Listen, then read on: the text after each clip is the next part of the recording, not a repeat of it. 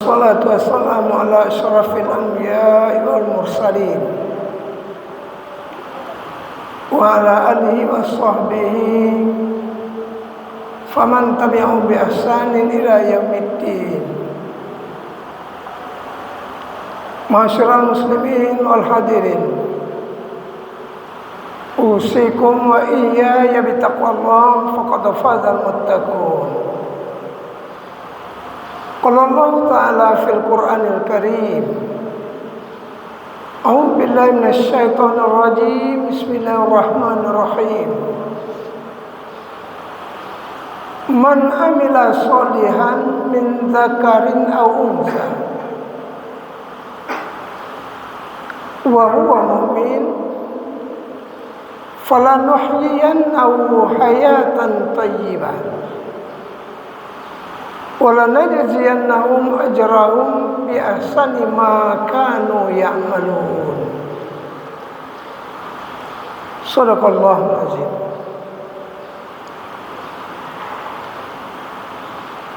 Barang siapa yang beramal soleh, laki-laki ataupun perempuan, dan dia beriman, maka pasti kami hidupkan dia dengan kehidupan yang baik, dan kami balasi mereka dengan balasan yang lebih baik dari apa yang telah mereka kerjakan. Maha benar Allah firman-Nya, Surat An-Nahl ayat 97. Bapak-bapak, ibu hadirin jamaah wirid yang dirahmati Allah, dengan bersyukur kepada Allah Subhanahu wa taala, kemudian berselawat kepada Nabi kita Muhammad SAW, marilah kita tingkatkan pemahaman kita dalam rangka untuk tentu saja meningkatkan iman dan ketakwaan kita kepada Allah. Sebagaimana salah satu ayat Al-Quran yang kita bacakan tadi. Pada ayat itu Allah mengatakan beberapa hal yang perlu kita ungkapkan. Yang pertama adalah syarat sahnya amal soleh itu adalah dengan adanya amanun atau iman. Bahkan tanpa iman tidak ada amal soleh. Oleh karena itu, hadirin yang dirahmati Allah, bagi orang yang tidak beriman atau bagi orang yang kafir, maka tidak berlaku baginya amal soleh. Oleh karena itu, jangan sampai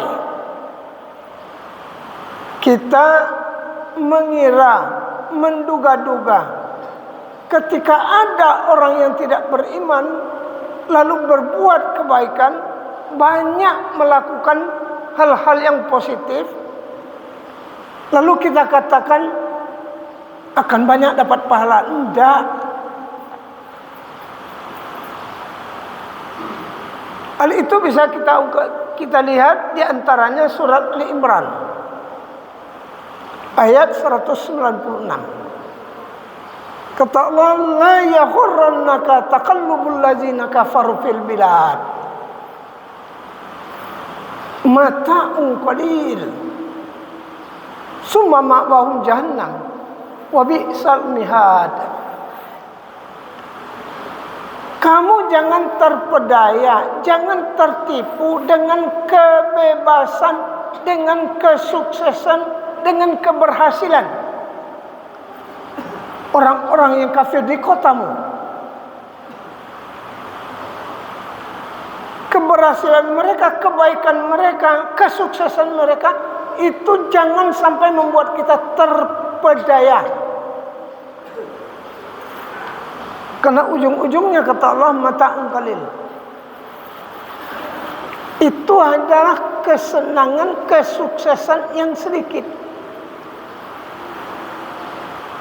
Kemudian mereka pasti dikembalikan ke neraka, seburuk-buruk tempat kembali.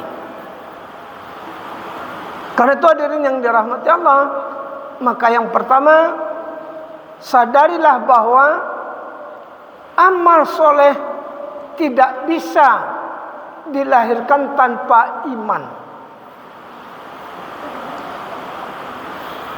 Kemudian yang kedua, setiap orang yang beriman harus berupaya untuk, bahkan wajib gitu, meningkatkan iman itu dan mengaplikasikannya menjadi amal soleh. Wajib itu. Kenapa demikian? Karena kalau orang yang beriman tidak berupaya terus meningkatkan imannya itu, bahkan barangkali tidak mengaplikasikan iman itu dalam bentuk amal soleh, maka dipastikan rugi.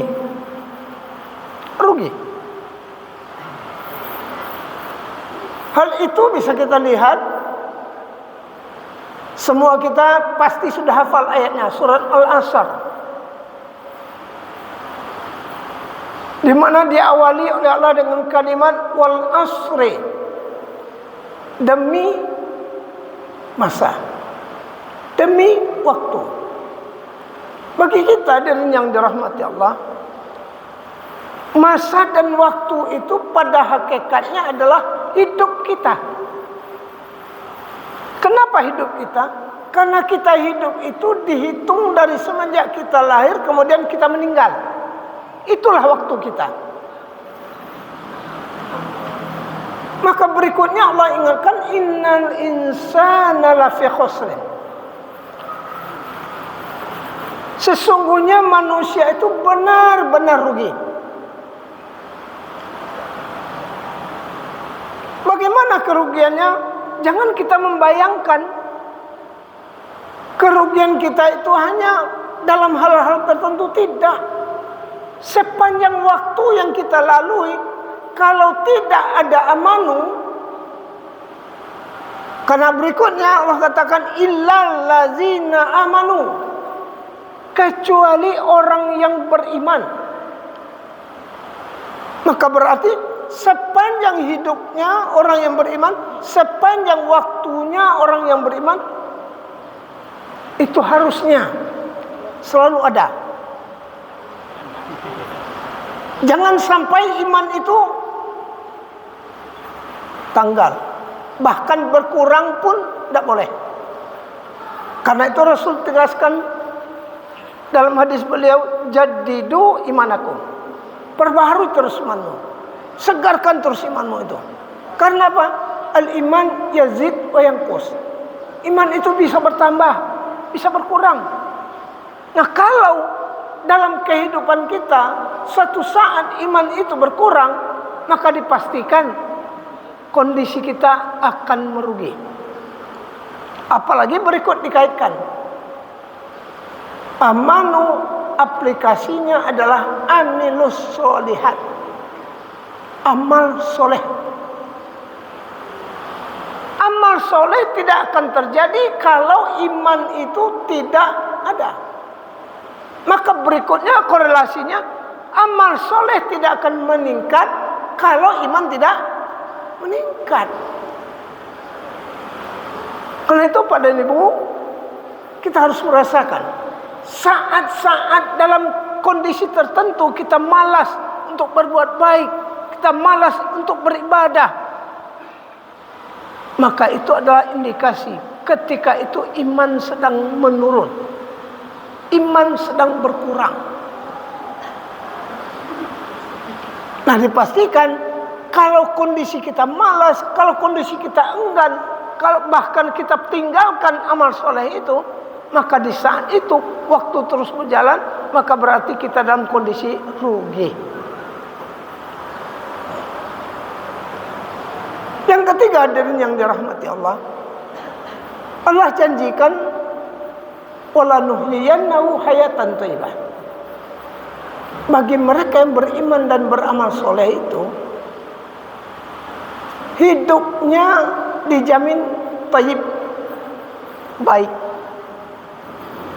Nah, ini juga harus dipahami, kehidupan yang baik itu bagaimana. Dalam Islam tidak diukur dari kehidupan dunia yang materi. Enggak.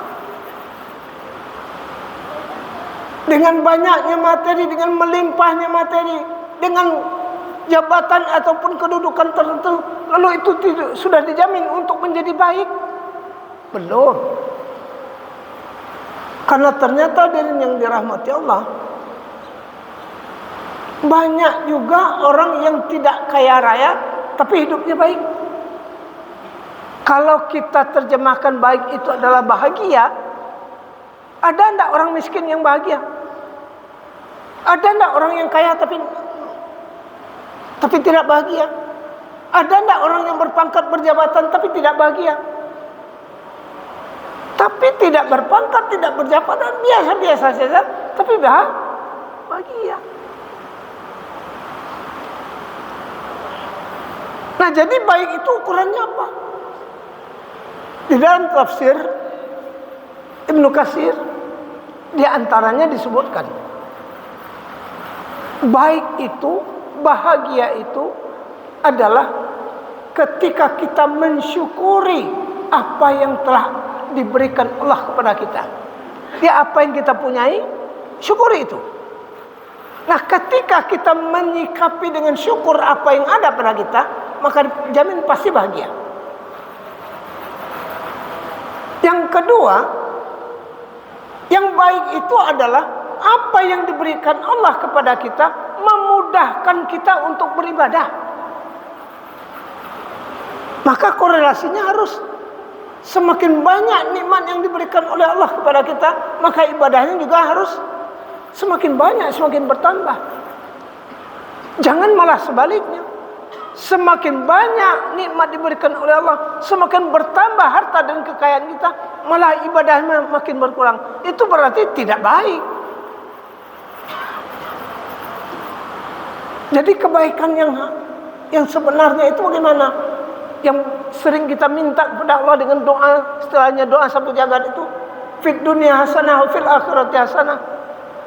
Maka menurut tafsir itu, kebaikan itu adalah baik dalam kehidupan di dunia dengan makna yang tadi, memberikan ketenangan, memberikan kebahagiaan, kemudian baik di alam kubur kita, dan kemudian baik untuk kehidupan kita yang abadi, yakni di akhirat. Terakhir dan yang dirahmati Allah, orang yang beriman dan beramal soleh, Allah janjikan balasan yang lebih baik. Lebih baik. Itu jelas. Bagaimanapun Allah katakan bahwasanya innama tuwaffawna ujurakum yaumal qiyamah. Sesungguhnya hanyalah pahala yang sempurna, balasan yang sempurna itu Allah berikan pada hari kiamat. Nah, kiamat adalah akhirat.